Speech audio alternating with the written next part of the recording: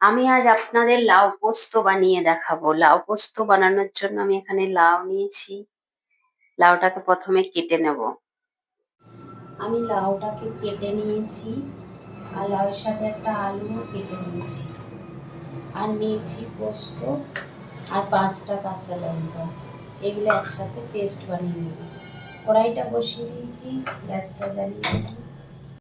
কড়াই গরম হয়ে গেছে, এবার দেব সর্ষের তেল। এবার ফোড়নে দেব জিরে আর শুকনো লঙ্কা। ফোড়নটা ভাজা হয়ে গেছে, এবার ফার্স্টে আলুটা দিয়ে দেব।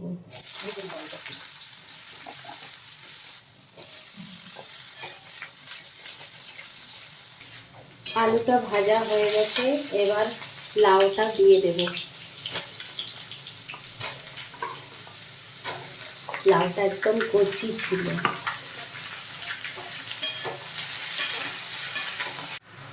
লাউটা ভাজা হয়ে গেছে, এবার পরিমাণ মতো নুন দিয়ে দেব।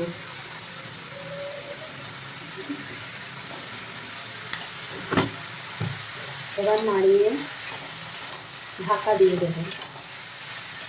লাউটা সেদ্ধ করতে দেব।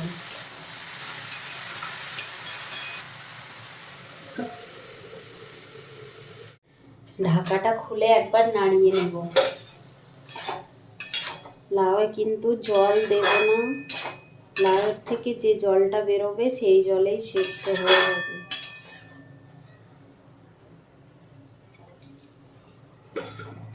এবার ঢাকাটা খুলে দেখে নেব।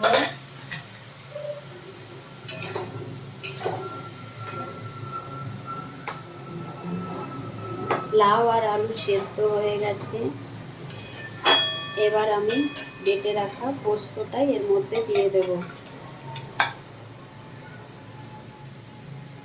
এই পোস্ত রান্নাটা খুব কম উপকরণ দিয়ে তৈরি হয় আর খেতে কিন্তু দারুণ লাগে।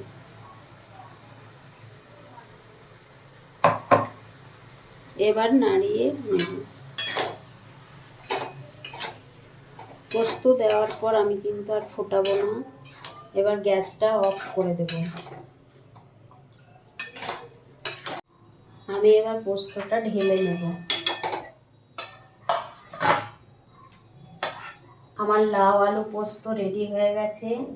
প্লিজ আমার ভিডিওগুলো যদি আপনাদের ভালো লেগে থাকে তাহলে লাইক, শেয়ার, সাবস্ক্রাইব, কমেন্ট করবেন।